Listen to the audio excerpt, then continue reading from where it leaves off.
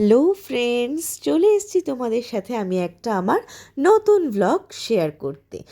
তো আমার কিন্তু এক্সাম শেষ হয়নি, আমার কিন্তু এখনও এক্সাম চলছে। কিন্তু আজকে আমি তোমাদের সাথে আমার একটা ছুটির দিনের ব্লগ শেয়ার করে নেব। মানে আমি এক্সামও দিচ্ছি, সাথে পড়াশোনাও চালিয়ে যাচ্ছি, আবার বাচ্চাদের পড়াচ্ছিও। কিন্তু তার মাঝেও একটা ছুটির দিনের ব্লগ আমি তোমাদের সাথে শেয়ার করে নেব। তো সকালবেলায় আমি ঘুম থেকে উঠে সুন্দর করে স্নান করে ফ্রেশ হয়ে নিয়েছিলাম।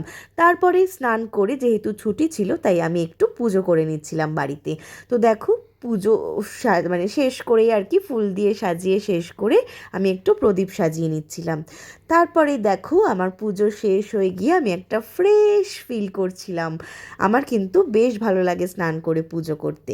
তো তারপরে আমার পুজো শেষ হয়ে যাওয়ার পরে আমি একটু আমার স্কিন কেয়ার করে নিলাম। তো দেখো, আমি ফার্স্টেই মুখে টোনার অ্যাপ্লাই করে ফেলেছি। তারপরে আমি একটু লিপ বাম ইউজ করব।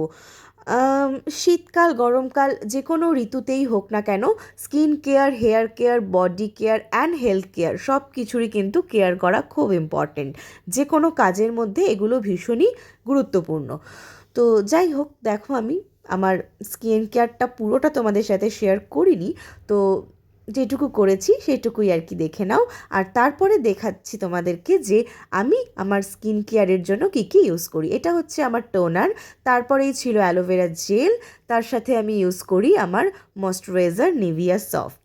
তারপরে এটা ছিল আমার বডি লোশন, অ্যান্ড আরেকটা বডি লোশন আমি ইউজ করি যেটার ফ্রেগরেন্স ভীষণ ভালো। এটা হচ্ছে এম ক্যাফিনের একটা sweet body lotion, perfume body lotion, যেটা আমার ভীষণ ফেভারিট। তো এইসব করে নেবার পরেই আমি আমার ব্রেকফাস্ট সেরে নিয়েছিলাম, চাউমিন।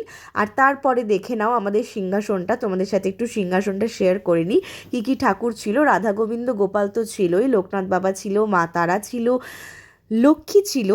মানে এটা হচ্ছে আমাদের ঘরের ছোট্ট একটা সিংহাসন, যেখানে এই তিনটে ঠাকুরই খালি থাকে।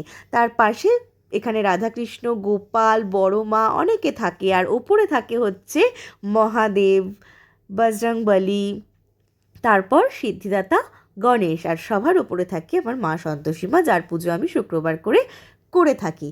তো দেখো, পুজো শেষ করে স্কিন কেয়ার করে ব্রেকফাস্ট সেরে আমি বসে গেছিলাম পড়তে। আমি তোমাদেরকে ফার্স্টেই বললাম আমার পরীক্ষা এখনও শেষ হয়নি, আমার এখনও পরীক্ষা চলছে। তো আমি একটু পড়াশোনা করে নিচ্ছিলাম, ছুটির দিন, তাই জন্য আমি একটু নিজেকে সময় দিয়ে নিজের পড়াশোনার দিকে মন দিয়েছিলাম। তো দেখো, সেই ভিডিওই আমি তোমাদের সাথে শেয়ার করে নিলাম। কেমন লাগলো আমার এই পুরো ভ্লগটা তোমরা দেখে কিন্তু আমাকে কমেন্ট করে অবশ্যই তোমাদের রিভিউ দেবে। ঠিক আছে বন্ধুরা? তো তারপরে পড়াশোনার শেষে আমি লাঞ্চে কী কী খেয়ে নিয়েছিলাম চলো তোমাদের সাথে সেটা শেয়ার করিনি। দেখো, তো লাঞ্চে ছিল গরম গরম ধোয়া ওঠা ভাত। দুপুরের লাঞ্চে ছুটির দিনে ভাতটা তো ম্যান্ডেটারি বটেই, তার সাথে মানে ভাত বাঙালিদের একটা আলাদাই ভালোবাসার জিনিস। তো ভাতের সাথে ছিল হচ্ছে গরম গরম মাছের ঝোল, কাতলা মাছের আলু কড়াইশুঁটি দিয়ে ঝোল, যেটা আমার কিন্তু ভালোই লাগে খেতে। আর তার তার তার সাথে ছিল হচ্ছে মাছ ভাজা, কাতলা মাছ ভাজা। আমি আস্তে আস্তে তোমাদের সাথে শেয়ার করব কী কী ছিল। অ্যাকচুয়ালি আমি নিজেও জানতাম না যে কোন বাটিতে কী ছিল। তো দেখো, ডাল ছিল, মসুরির ডাল, মানে মেন আইটেম ছিল হচ্ছে ভাত, মসুর ডাল, কাতলা মাছ ভাজা।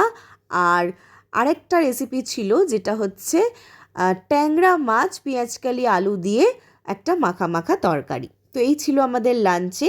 এই লাঞ্চ সেরে নেওয়ার পরে আমি একটু আমার মাছদের সাথে খেলে নিচ্ছিলাম। দেখো, কিউটি কিউটি কি ফিশগুলো, তাই না? ফিশগুলো ভীষণ কিউট। তো ওরা জলে খেলছিল, আমি ওদের সাথে একটু খেলছিলাম। তারপরেই আমি একটু টিভি দেখে নিচ্ছিলাম, সেদিনকে মুভিতে দিয়েছিল চক দে ইন্ডিয়া, তো সেটাই আমি একটু টিভিতে দেখছিলাম। তারপরে টিভি দেখার পরে বিকেল হতে না হতেই বেরিয়ে গিয়েছিলাম একটু শপিং করতে। দেখো, আমি তো বেরিয়েই গেছি, আমার সাথে ছিল আমার বাবা আর মা, আমরা তিনজনে মিলে চলে যাচ্ছিলাম শপিং করতে। তো দেখো, আমাদের শপিং কিন্তু ডান, শপিং করে ফেলেছি। তারপরে বাড়ি এসে সন্ধে দিয়ে নিয়েছিলাম। দেখো, তোমাদেরকে দেখিয়ে দিলাম, সন্ধে দেওয়ার ব্লগটা দিতে পারিনি, জাস্ট সন্ধে দেওয়ার পরে সিংহাসনটা একটু তোমাদের সাথে শেয়ার করলাম। তো সন্ধে দিয়ে আমি আবার পড়তে বসে গেছিলাম। পড়াশোনা শেষ করে রাত্রিবেলা আমি ডিনারে খেয়েছিলাম মায়ের হাতের বানানো তেহেরি, যেটা আমার ভীষণ প্রিয়, আগের ব্লগেও তোমরা দেখেছো। আর কষা কষা আলুর দম কড়াইশুঁটি দিয়ে। তো এই ছিল আমার ডিনার। কেমন লাগলো ব্লগটা তোমরা কিন্তু জানিও।